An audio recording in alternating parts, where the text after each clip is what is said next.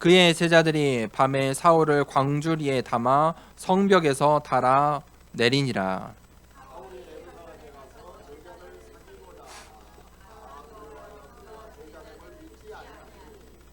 바나바가 데리고 사도들에게 가서 그가 길에서 어떻게 주를 보았는지와 주께서 그에게 말씀하신 일과 다메섹에서 그가 어떻게 예수의 이름으로 담대히 말하였는지를 전하니라. 또 주 예수의 이름으로 담대히 말하고 헬라파 유대인들과 함께 말하며 변론하니 그 사람들이 죽이려고 힘쓰거늘.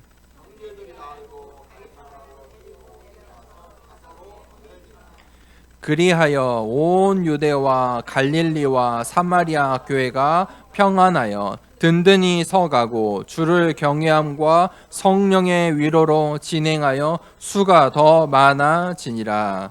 아멘. 오늘은 예수를 그리스도라 증언하여라는 제목으로 함께 말씀을 나누겠습니다. 하나님의 시간표가 있습니다. 분명합니다. 그 하나님의 시간표는 24를 통해 성취되고 있습니다. 이 시간 속에 하나님의 시간표를 붙잡는 것을 보고 언약이라고 합니다. 우리가 이 세상의 시간 속에 살아가죠. 우리는 시간과 공간의 제약을 받습니다. 시간을 뛰어넘을 수도 없고 공간을 뛰어넘을 수도 없어요. 그래서 사람의 선택이 중요하죠. 어떤 시간에 어떤 공간에 있느냐. 우리는 그래서 늘 선택을 하게 되지요. 그런데 하나님의 시간표가 있어요. 우리가 이 땅에 살아가면서 그 하나님의 시간표를 믿고 붙잡는 것을 보고 언약이라고 해요. 어떤 언약을 붙잡았느냐? 그 어떤 언약을 선택했느냐? 중요하죠. 정확한 언약을 따라가야겠죠. 그러면 25가 나와요. 25는 눈에 보이지 않아요. 세상 사람들은 눈에 보이지 않는 것을 믿지 않아요. 많은 종교도 눈에 보이지 않는 이 영적인 사실을 잘 몰라요. 하지만 영적인 사실이 있어요.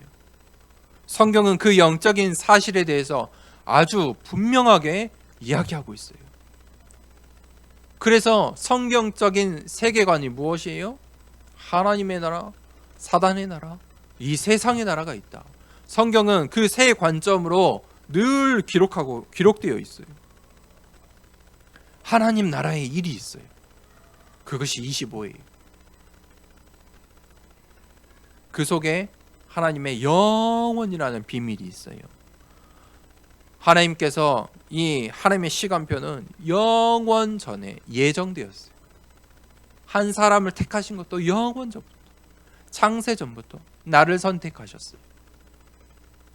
구원받았다는 것은 보통 축복이 아니에요. 보통 일이 아니에요. 그리고 말씀하셨어요. 먼저 말씀하셨어요. 예언. 일어나지 않는 미래에 일어날 일들을 말씀하셨어요. 오실 메시아. 오신 메시아. 성령의 시대. 땅 끝까지 이루어져야 될 세계 복음화. 반드시 성취돼요. 하나님의 말씀은 반드시 성취돼요. 땅 끝까지 이르러 내 증인이 되리라 하신 이 말씀은 반드시 성취돼요. 예수님께서 40일 동안 말씀하셨던 그 하나님의 나라의 일들은 반드시 이루어지고 있어요. 하나님이 내게 주신 시간표가 있어요. 그 하나님의 시간표 가운데 하나님께서 내게 주신 시간표가 있어요. 나의 시간표. 사람들은 시 공간의 제약을 받기 때문에 무엇을 하느냐가 중요해요. 무엇을 하느냐? 그 사람이 돼요. 그 사람의 망대가 돼요. 나의 시간표. 그게 그 사람의 망대예요. 어떤 망대를 세우느냐가 중요해요. 바울은 나의 복음이다. 이렇게 말했어요. 이렇게 고백했어요. 언약으로 그 절대 언약을 붙잡고 망대를 세운 거예요. 나의 복음이다. 복음이 나의 복음이래요. 오늘 이 복음이 나의 복음 되시길 축복합니다. 하나님이 내게 주신 시간표를 언제 가장 정확하게 발견할 수 있냐? 나의 교회를 통해서예요. 마찬가지예요. 우리가 시간과 공간의 제약을 받기 때문에 한 교회를 섬길 수밖에 없어요. 여러 교회를 다 섬길 수 없어요. 여러 교회를 다 섬길 수 있으면 좋지요. 우리가 선교도 더 쉽게 할 수 있죠. 그런데 사람에겐 제약이 있어요. 시공간의 제약을 받아요. 그래서 나의 교회를 통해서 주일날 일주일 동안 세상의 수많은 말들 속에 살다가 일요일날 이 아침에 하나님의 말씀을 듣는 이 강단의 시간이 얼마나 소중한지 몰라요. 나의 교회를 통해 강단의 말씀을 통해 주시는 그 말씀 속에 하나님이 내게 주신 시간표가 있는 거예요. 그러면 그 강단의 말씀이 중요하겠죠. 내가 어떤 강단의 말씀 속에 있느냐 중요한 거예요. 그 강단에 흐름이 있고 방향이라는 것이 있어요. 그 강단을 섬기는 이 목회자가 중요하겠죠. 목사는 어떻게 설교를 해야 될지 고민해요. 나의 이 말씀을 듣는 성도들을 두고, 현장을 두고, 시대를 두고, 그리고 말씀을 기준 삼아 전달하죠. 그런데 성경을 보는 눈이 달라요. 그걸 보고 신학이라고 해요. 그래서 오늘날 이 시대에 한국교회는 전부 교회 목사님들은 이 현대 신학 속에 현대 신학을 배웠기 때문에 우리 후배 목회자들은 더 걱정이에요. 말도 안 되는 신학들 가운데 있어요. 세상의 학문처럼 이 신학이 변질되고 있어요. 그래서 인문학적인 사고를 중요하게 생각해요. 인문학적인 다른 학문들처럼 똑같이 이 신학이란 것을 공부한다니까요. 그러니까 어떻게 해요? 그 학문을 잘 이해하는 것을 중요하게 생각해요. 성경을 많이 보는 걸 중요하게 생각한다니까요. 실제로 한국교회에 백파라는 교단이 있는데 그 백파 교단은 인생을 살면서 성경을 100번 통독해야 올바른 신앙생활이다. 이렇게 가르쳐요. 구원받은 사람이다. 100번이라는 걸 딱 기준을 정해놨다니까요. 100번은 읽어야 된다. 그게 기준이에요. 많은 이 한국교회 설교하는 것들을 제가 쭉 돌아보면 전부 성경을 잘 이해시키려고 공부시키려고 해요. 성경 공부예요. 설교가. 맞는 것 같죠. 아니 이 시대 상황은 이랬고 이 원문은 이랬고 본문은 이랬고 사본은 이랬고 전부 이런 설교예요. 그러면 우리는 이렇게 살아야 돼. 이걸 실천해야 돼. 다 이렇게 말하고 있어요. 또 다른 부류는요. 은혜 받아야 돼. 하나님의 말씀을 통해 은혜 받아야 돼. 맞는 말 같은데 그 속에 신비를 이야기하고 율법을 이야기하고 열심, 봉사, 헌신을 이야기해요. 노력을 이야기해요. 무슨 말입니까? 전부 기준이 사람에게 있어요. 내가 방언기도 했느냐? 내가 오늘 이 한 주의 율법을 잘 지켰느냐? 열심히 했느냐? 헌신했느냐? 헌금했느냐? 봉사했느냐? 그 은혜 중심의 설교를 해요. 맞죠? 그런데 그것보다 더 중요한 것이 있어요. 나보다 더 중요한 것이 있어요. 그것이 바로 하나님의 시간표예요. 이 하나님의 말씀을 오늘 나에게 주시는 하나님의 시간표가 있다니까요. 더 중요한 것은요, 절대라는 것이 있어요. 변하지 않고 반드시 되어질 것들이 있어요. 그것이 무엇입니까? 오직 복음이에요. 복음만이 변하지 않고 복음만이 오늘도 내 현장에, 내 인생에 성취될 말씀이에요. 상황은 다 다르잖아요. 구약시대, 신약시대, 오늘 상황은 다 달라요. 그런데 성취될 하나님의 말씀이 있어요. 하나님께서 주시는 언약이 있다니까요. 세계 복음화는 되어질 거예요. 반드시 성취될 말씀이에요. 그 속에 내게 주어진 시간표가 있어요. 그 말씀을 전달하는 것이 나의 사명이다. 제가 말씀을 준비하면서 기도했어요.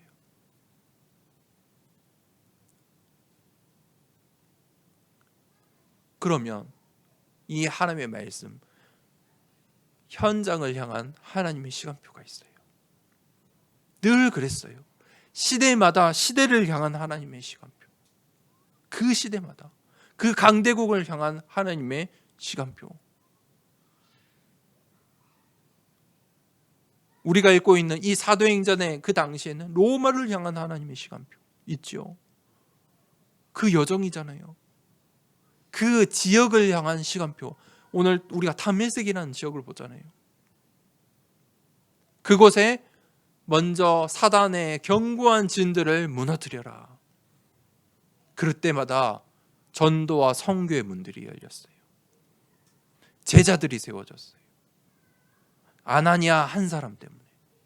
그렇죠? 수많은 도시에 믿는 자들이 많은데 그 아나니아 한 사람 때문에 바울을 다메섹으로 보내신 거예요. 오늘 본문을 함께 봅시다. 첫 번째 대제, 다메섹에 있는 제자들. 다메섹으로 갈 때 바울은 어떤 사람이었습니까? 그리스도인들을 잡으러 가는 살기 등등한 사람이었어요. 이 그리스도인들을 남녀 상관없이 전부 잡아 이 법대로 대제사장에게 바치려고 했던 그 사울이었어요.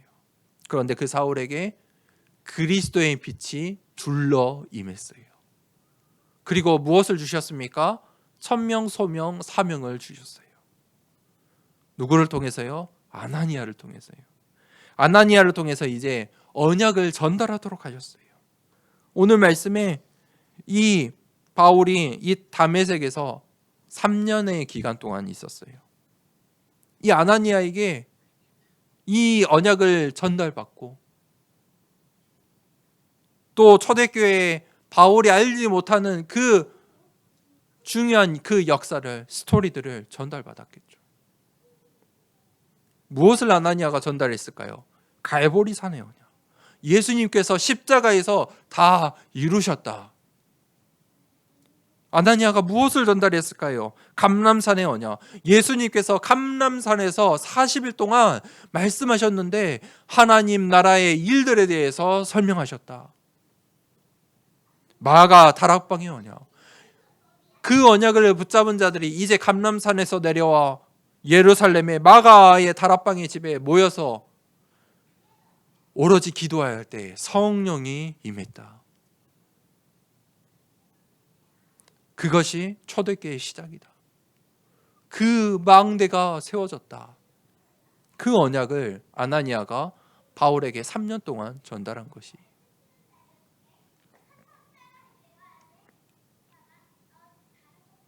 예수님께서 바울에게 전달하라 하신 그 언약, 이방인들과 임금들과 이스라엘 자손들에게 전하기 위하여 택한 나의 그릇이라, 이 언약을 전달했을 거예요. 어떤 언약을 전달했을까요? 우리가 바울의 여정을 볼 때 사도행전 1장 1절, 3절, 8절의 언약을, 오직 성령이 너희에게 임하시면 너희가 권능을 받고 예루살렘과 온 유대와 사마리아와 땅끝까지 이르러 내 증인이 되리라 하신 이 말씀을 전달했을 거예요.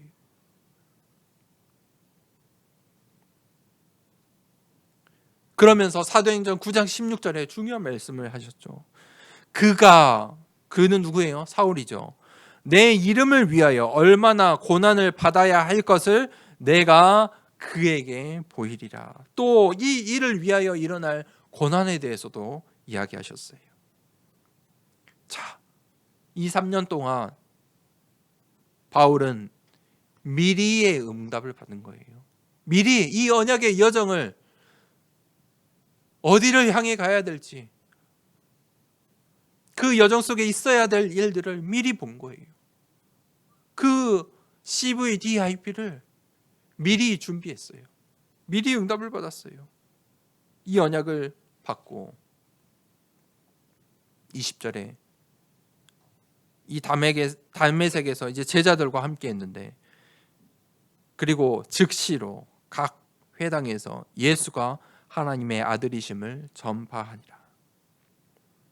즉시로 바울이 완전한 천명으로, 소명으로, 사명으로 이 말씀을 붙잡은 거예요.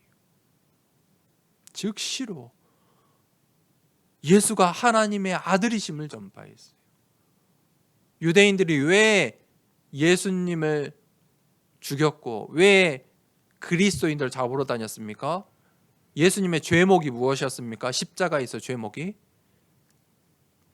자칭 하나님의 아들이라. 저 사람이 스스로 자기가 하나님의 아들이라고 했다. 그런데 바울이 뭐라고 고백합니까? 진짜 예수님이 하나님의 아들이 맞아. 바리새인 중에 바리새인이.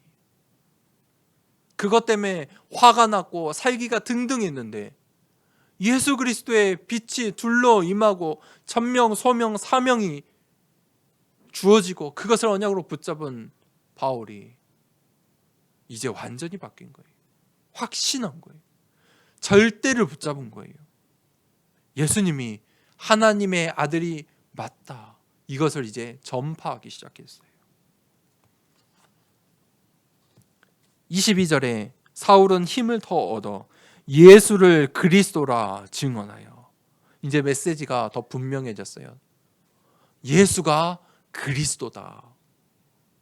무슨 말입니까? 이제 그 그리스도가 예수님이라는 것을 확신하게 되었어요. 그 구약의 이 유대인들은 구약의 말씀을 붙잡고 있잖아요. 그래, 그 구약의 그리스도가 바로 예수님이야. 예수는 그리스도라 증언하기 시작했어요. 바울이 그리스도인들을 핍박하는 자에서 그리스도를 전하는 전도자가 되었어요. 그 바울이 로마서 16장 25절에 나의 복음과 예수 그리스도를 전파함은 영세 전부터 감추어졌다가 그 하나님의 시간표를 본 거예요. 내게 주신 하나님의 시간표를 붙잡았어요. 현장을 향한 하나님의 시간표를 보았어요. 나의 복음, 예수 그리스도를 전파하는 것은 영세 전부터 감추어졌다가 이제 나타나신 바 된 것이다. 그리스도가 누구입니까? 삼중직, 왕, 선지자, 제사장의 이 세 직분을 완성하신 분이, 구약의 왕의 스토리, 제사장의 스토리, 선지자의 스토리들이 담겨져 있어요. 왕, 제사장, 선지자는 사람들에게, 이 이스라엘 하나님이 택하신 이 선민들에게 필요한 사람들이었어요. 왕이 있어야 사단을 이길 수 있어요. 제사장이 있어야 죄와 저주의 문제를 해결할 수 있어요. 선지자가 있어야 하나님을 만날 수 있어요. 길을 찾을 수 있어요. 내가 곧 길이요 진리요 생명이니. 선지자, 참 왕, 참 제사장, 참 선지자 되신 분이 바로 그리스도예요. 그 인간의 모든 문제를 해결하신 분이, 이 삼중직의 주인공이 바로 예수님이에요. 그리스도예요. 오늘 우리가 함께한 이 성찬식의 내용이 무엇입니까? 그리스도의 삼중직이. 그 그리스도가 영세 전부터, 영세전의 그리스도예요. 메시아. 성육신하신 그리스도예요. 십자가를 지셨어요. 부활하신 그리스도예요. 우리의 생명을 살리셨어요. 그리고 여기까지는 성취됐죠. 약속하신, 아직 이루어지지 않는 말씀, 재림주 그리스도 다시 오시겠다고 말씀하셨어요. 또 우리에게 아직 이루어지지 않는 말씀이죠. 심판주 그리스도. 내세에 우리는 죽으면 그 그리스도 앞에서 나의 아들인지, 예수님께서 나는 너를 모른다 하면 지옥에 가는 것이고, 너는 나의 자녀야, 내가 너를 알아, 너의 이름을 알아 하면 우리는 천국에 가게 돼요. 심판주 그리스도. 다메섹에서 바울이 그 오직 그리스도를, 그 언약을 붙잡았어요. 이 다메섹은 어떤 곳입니까? 9장 2절에 보니까 예수님을 따르는, 그 도를 따르는 자들이 많았다. 이 다메섹은 유대인들이 많았던 것이고 회당도 있던 것이. 그래서 이 9장 20절에 이 바울이 처음으로 회당에서 복음을 선포하는데 그게 다메섹에 있는 회당인 거예요. 회당이 여러 개가 있었나 봐요. 즉시로 각 회당에서 예수가 하나님의 아들이심을 전파하니. 바울의 이 첫 사역지가 다메섹인 거예요. 그곳에서 무엇을 이야기했습니까? 예수가 하나님의 아들이심, 그리고 예수를 그리스도라고 증언했어요. 이 다메섹은 나중에 이 로마의 악한 황제였던 바로 네로 황제, 잘 알죠? 이 네로 황제가 무려 이 다메섹에 있는 도시의 그리스도인들만 1만 명을 죽였어요. 무슨 말입니까? 그 다메섹이라는 이 도시가 보통 도시가 아니었다는 거예요. 이 네로가 한 도시에, 지금 이 오늘날의 숫자 개념과 비교할 수가 없어요. 그 당시는 전 세계 인구가 작으니까 1만 명이라는 것은 엄청난 숫자예요. 1만 명의 그리스도인들을 죽인 도시가 바로 이 다메섹이에요. 그곳에 있던 유대인들이 이 바울이 각 회당에서 예수가 그리스도 되심을 이야기하니까 이제 어떻게 해요? 21절에 듣는 사람이 다 놀라 말하되, 이 사람이 그리스도인을 잡으러 온 사람인데 지금 예수를 그리스도라고 말하니까 이 유대인들이 당황한 거예요.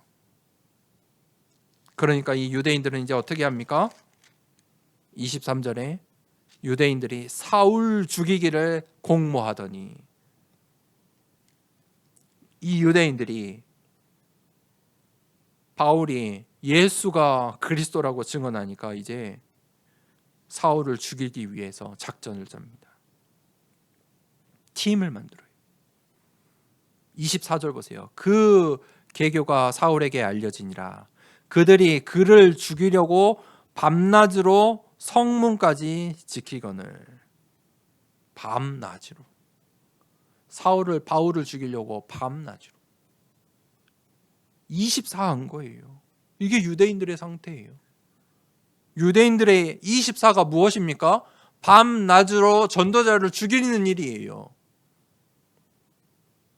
오늘날도 마찬가지예요. 예수가 그리스도라고 말하니까 세상 사람들은 싫어해요. 왜 교회가 욕을 먹습니까? 당연한 것 아닙니까? 당연한 일이에요. 그거를 도덕적으로 윤리적으로 볼 필요가 없어요. 해석할 이유도 없어요. 세상 사람들이 교회를 핍박하고 비난하는 일은 당연한 일이에요. 저 유대인들을 보세요. 밤낮으로 전도자 바울을 죽이려고 했다니까요. 유대인들은 예수님을 이단이라고 했어요. 그래서 십자가에 못 박았어요. 너는 이 유대인의 우리의 종교를 믿지 않는 자야. 이단이야.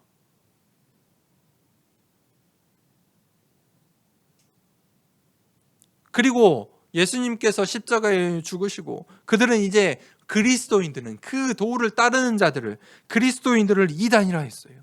초대교회를 이단이라고 했어요. 바울이 이제 예수가 그리스도라고 말하니까 밤낮으로 그를 죽이기에 24하기 시작했어요. 핍박이 24예요. 유대인들이 왜 이렇게 분노가, 왜 이렇게 화 가운데 있습니까? 무엇 때문에 이렇게 화가 나 있습니까? 예수가 그리스도라고 말했기 때문이에요. 바울은 그 예수 그리스도의 복음에 목숨을 걸었어요. 그런데 우리가 잘 알죠? 이 유대인들은 바울을 죽일 수 없어요. 핍박은 할 수 있지만 죽일 수 없어요. 왜 그럽니까? 왜 그렇습니까? 바울에게 주신 하나님의 언약이 있고 하나님의 시간표가 있기 때문이에요. 그것을 막을 수가 없는 거예요. 25절에 그의 제자들이 밤에 사울을 광주리에 담아 성벽에서 달아내리니라. 제가 말씀을 읽다가 그의 제자들이, 이 바울이 복음을 받은 지 얼마 되지 않았는데 그의 제자들이 있었어요. 그런데 제 생각은 성경에 잘 나와 있지 않기 때문에 이 제자들이 아마도 우리가 저번에 말씀에 나왔던 7절에 나오던 사람이 아닐까. 바울이 이 바리새인의 중에 바리새인의 교사였기 때문에 바울을 따르던 무리가 있었다고 했죠. 그런데 그 7절에 바울에게 이 그리스도의 빛이 둘러 임했을 때 바울을 따르던 사람들도 그 예수님의 목소리를 들었어요. 7절에 보니까 같이 가던 사람들은 소리만 듣고 이 소리를 들었다니까요. 그 소리가 무엇입니까? 사울아 사울아 내가 어찌하여 나를 박해하느냐라. 그 사람들도 이 말을 듣고 어땠을까요? 놀랬겠죠. 바울을 따라서, 이 사울을 따라서 박해하러 다니고 있었으니까요. 나는 내가 박해하는 예수라. 너는 일어나 시내로 들어가라. 내가 행할 것을 내게 이를 자가 있느니라. 하신 이 말씀을 같이 가던 사람들도 들었어요. 그런데 보지는 그 사람들은 이제 이 말씀이, 이 빛이 임하니까 사울만 이 눈이 보지 못하게 됐죠. 그리고 말을 못하고 서 있었죠. 그래서 그 사람들이 어떻게 했습니까? 이 말씀대로 사울을 데리고 그 도시로 데려가다 줬어요. 그렇죠? 아마 그 사람들을 중심으로 말씀 운동이 일어나고 이 바울의 첫 팀이 구성되지 않았을까? 그의 제자들이. 이제 바울의 언약을 아니까 바울이 중요하다는 것을 아는 거예요. 바울을 살려야 돼요. 이미 사형 선고를 받은 자와 다름없는 이 바울을 도와준 거예요. 목숨 걸고 돕는 거예요. 그의 제자들이 밤에 사울을 광주리에 담아 성벽에서 달아내리니라. 바울을 먼저 살리자. 바울을 살려야 된다. 바울에게 주신 하나님의 언약이 있어.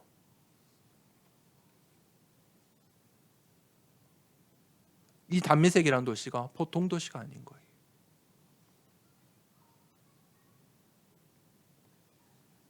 하나님은 우리의 피난처 되세요. 문제와 위기와 갈등이 와도 피할 길을 주세요. 그 복음과 언약을 붙잡은 사울이 보세요. 어떤 축복을 받았습니까? 이 짧은 시간에 영력, 지력, 체력, 강건하여졌고요. 경제력, 팀을 얻었고요. 인력, 만남의 축복까지 받았어요. 하나님께서 언약 잡은 자들에게 반드시 이 오력의 축복을 주세요. 특별히 만남의 축복을 주세요. 내가 오늘 언약을 붙잡았기 때문에 우리가 함께 이 더사랑교회에 모여서 예배드릴 수 있는 거예요. 제가 혼자서 교회를 하겠습니다 하고 혼자서 아무도 없는데 말씀을 선포할 수 있습니까? 없잖아요. 하나님께서 만남의 축복을 주신 거예요. 무엇 때문에요? 언약 때문에. 절대 언약 때문에. 다메섹에서 아나니아라는 망대가 준비되어 있는 거예요. 그 망대 가운데 제자들이 몰려들어요. 바울이 오게 되고 제자들이 몰려들었어요. 그래서 바울이 어디로 갑니까? 26절에 사울이 예루살렘에 가서 제자들을 사귀고자 하나 다 두려워하여 그가 제자됨을 믿지 아니하니. 정작 이 바울이 예루살렘에 갔는데 예루살렘에 있는 이 초대교회 성도들은 바울이 그리스도인이 되었다는 사실을 믿지 않았어요. 두려워한 거예요. 멀리한 거예요. 그때 누가 나타납니까? 27절에 바나바가 나타나요. 이 바나바는 어떤 사람입니까? 우리가 이 사도행전을 쭉 보면서 바나바가 등장했었죠. 이 바나바가 무엇을 했었습니까? 자신의 모든 전 재산을 드렸어요. 그 일 때문에 이 초대교회가 전도와 선교의 사역을 시작했어요. 그러면서 그 일을 보고 부러워하면서 나타났던 일들이 아나니아와 삽비라. 그렇죠? 그 바나바예요.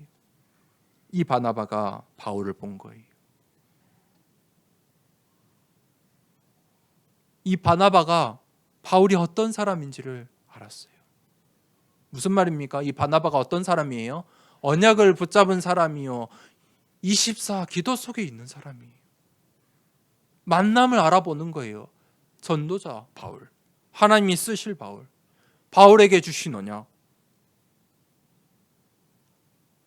이것이 바로 전도 운동이에요.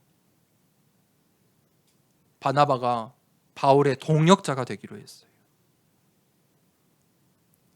다른 말로 쉽게 말하면 바나바가 바울 편이 되기로 결단한 거예요.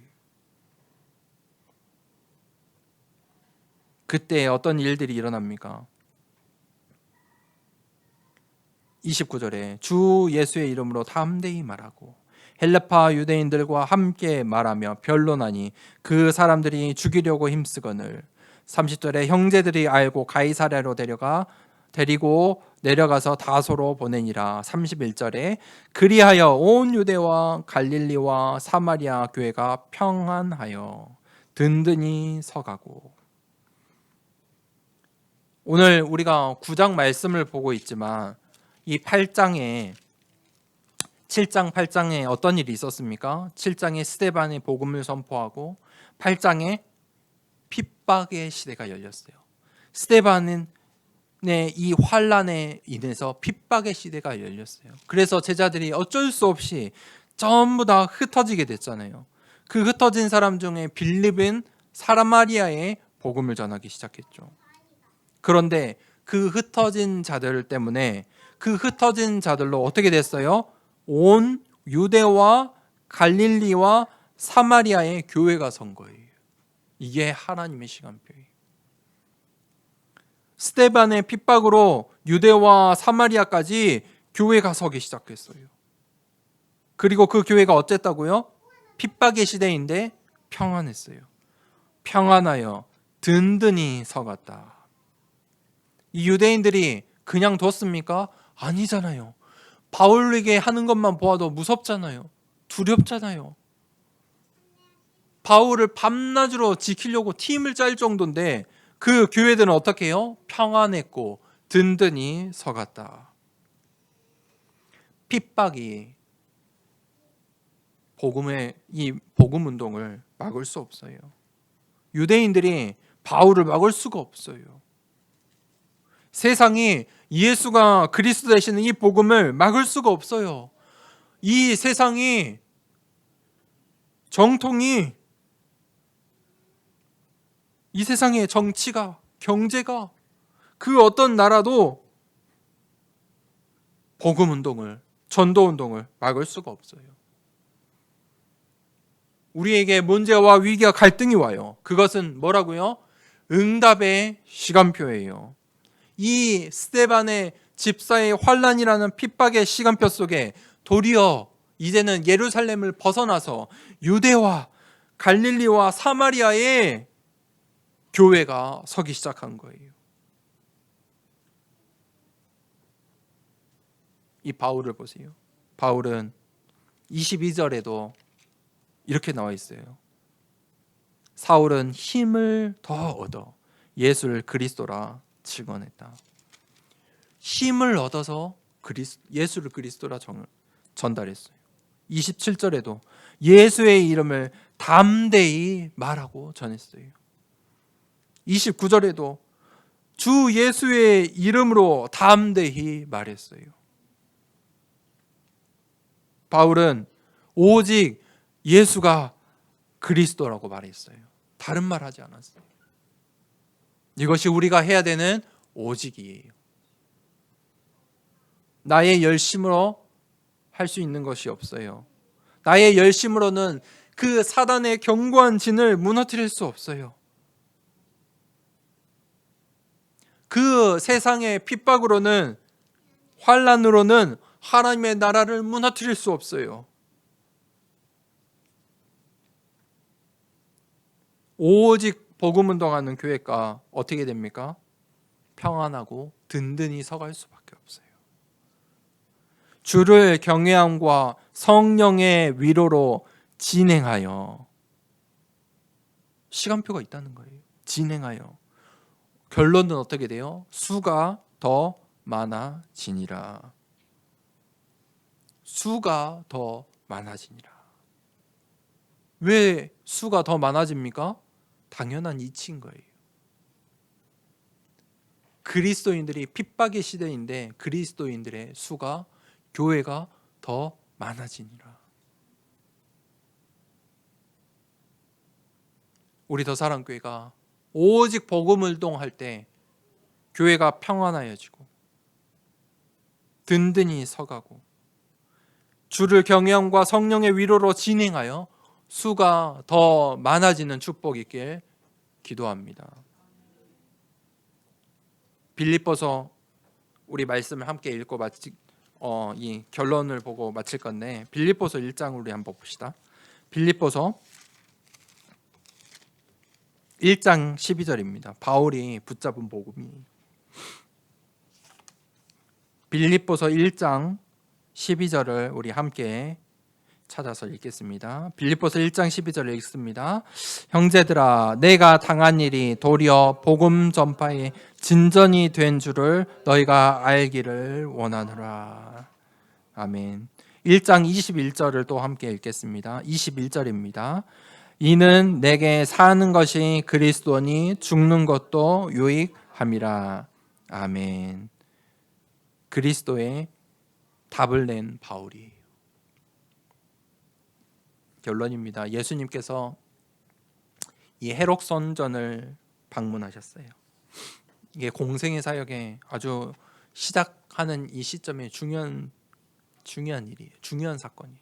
예수님께서 이 성전의 뜰 가운데 들어가셨는데 그 뜰에서 뭐 하고 있었어요? 사람들이 장사하고 있었어요. 장사의 이유는 중요해요. 교회를 위해서, 성전을 위해서, 제사 드리는 드리러 오는 사람들을 위해서 성전에 미리 준비를 해놓은 거예요. 드려야 될 예물들을, 제물들을, 그 사람들에 맞는 그 성경의 구약 시대의 그 제사의 규정대로 전부 그것들을 구비해 두고 물물 교환도 하고 팔기도 하고 완전히 장사판이었어요. 그때 예수님께서 화를 내시면서 채찍을 만드셔서 그 모든 것들을 다 엎으셨어요.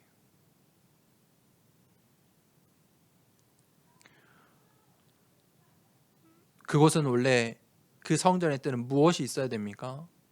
병든 자들을 위한 뜰이 있어야 돼요. 이 교회는 병든 자들의 뜰이 있어야 돼요. 무슨 말입니까? 왜 병든 자들의 뜰이 있었을까요? 현장을 보라는 거예요. 현장을 봐라. 그들을 살려라. 치유사역이에요. 우리 중직자들은 이 세 가지 중에 하나는 인생의 결단을 내리시고 언약을 붙잡으세요. 첫 번째는 치유사역. 이 세 가지 뜰이 있어야 돼요. 이 교회 가운데 있어야 돼요. 두 번째는 아이들의 뜰이에요. 후대들이. 렘넌트 사역이. 이 언약을 후대들에게 전달해야 돼요. 그래야 이 언약이 끊이지 않는 거예요. 왜 그렇습니까? 하나님은 사람을 통해 일하세요. 아나니아를 통해 그 중요한 언약을 바울에게 전달하게 하신 거예요. 렘넌트 사역. 또 하나는 이방인의 뜰이에요. 237 사역. 세계복음화는 반드시 이루어져요. 아직 이루어지지 않았잖아요. 237에 보세요. 우리의 도시를 보세요. 수많은 싸움들 가운데, 우상들 가운데, 이 문화만 봐도. 그런데 세계복음은 반드시 이루어져요. 이 말씀을 믿는 거예요. 땅 끝까지 내 증인이 되리라. 237 사역이.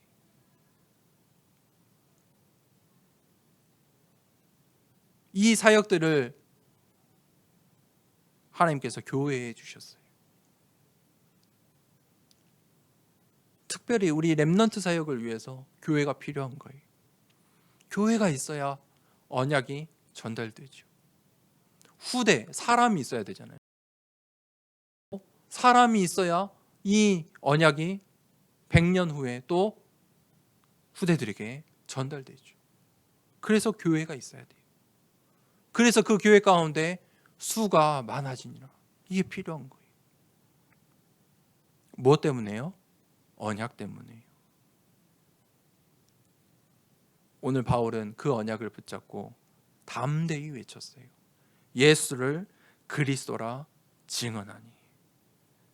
내가 사는 것이 그리스도니 죽는 것도 유익함이라 결단하는 우리 모든 성도님들 되길 축복합니다. 이 시간에 기도하겠습니다. 오늘 고난주일입니다. 고난주일에 붙잡아야 될 것이 무엇입니까? 예수 그리스도입니다. 고난주일의 주인 되시는 분은 예수 그리스도입니다. 사람들은 그 십자가를 볼 때 보는 눈이 다 달라요. 십자가를 보는 눈이 달라요. 어떤 사람들은 미신처럼 부적처럼 십자가를 보기도 하고요. 어떤 사람은 자신의 슬픔 때문에 십자가 보면 맨날 우는 사람도 있어요. 자신의 두려움 때문에 십자가를 계속 만지는 사람도 있어요. 머리맡에 두고 자는 사람도 있어요. 십자가는 그런 의미가 아니잖아요. 십자가는 무엇입니까? 예수님이 그리스도 되시는 일이에요. 예수가 그리스도 되시는 일이에요. 예수를 그리스도로 완성하는 사건이. 고난주일은 어떤 날입니까? 그 예수를 그리스도라 고백하는 날이에요. 한 주간 동안에 예수를 그리스도라 고백하는 우리 모든 성도님들 되길 축복합니다. 기도합시다. 하나님, 바울처럼 하나님의 시간표 속에 내게 주신 그 시간표를 붙잡고 현장을 향한 하나님의 시간표를 보고 담대히 그리스도를 위하여 살고 죽는 것도 유익한 그러한 인생 되기를 원합니다. 예수를 그리스도라 담대히 증언하는 고난주일의 축복 허락하여 주시옵소서. 말씀을 붙잡고 기도하도록 하겠습니다. 하나님 아버지 감사합니다. 하나님, 다메섹에 있는 제자들이 예수 그리스도의 복음으로 하나가 되고 바울에게 이 언약이 전달되고 바울이 이제 내가 사는 것은 그리스도니 죽는 것도 유익함이라 죽음을 각오하고 예수를 그리스도라 전파하기 시작하는 모습을 보았습니다. 하나님, 우리 더사랑교회 모든 성도들이 예수님의 말씀을 붙잡고 그리스도의 언약을 붙잡고 오직하게 하여 주시옵소서. 하나님, 예수님의 말씀을 붙잡고 하나님 우리의 교회 가운데 세 가지의 뜰이 회복되게 하시고 우리의 현장을 향해 예수를 그리스도라 담대히 증언하는 전도자들 되게 하여 주시옵소서. 고난주일에 그리스도의 축복 누리는 모든 성도들 되게 하옵소서. 예수 그리스도의 이름으로 기도합니다. 아멘.